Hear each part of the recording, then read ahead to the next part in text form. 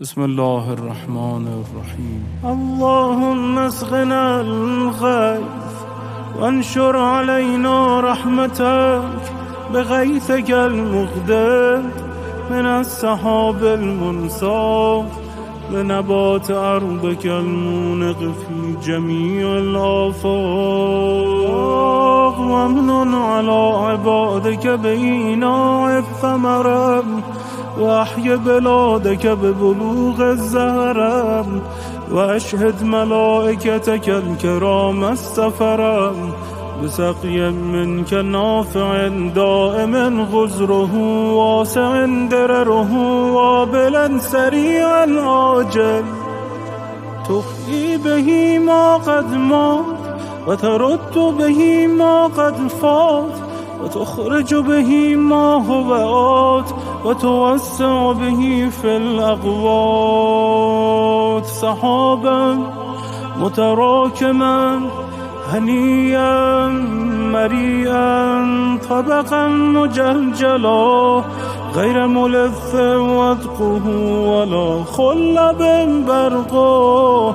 اللهم اسقنا غيثا مغيثا مريعا ممرعا عريضا واسعا غزيرا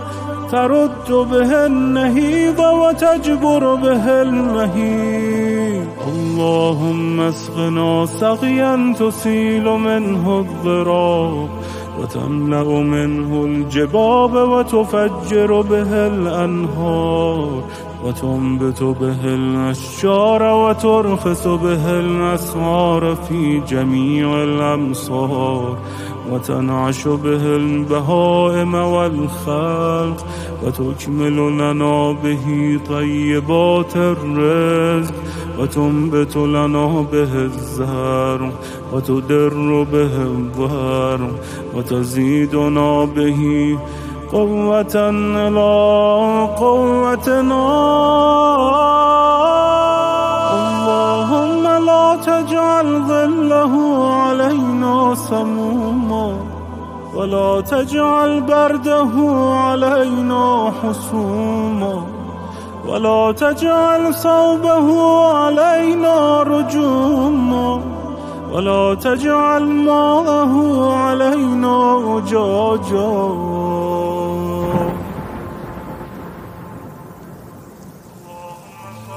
اللهم صل على محمد وآل محمد وارزقنا من بركات السماوات والأرض إنك على كل شيء قدير.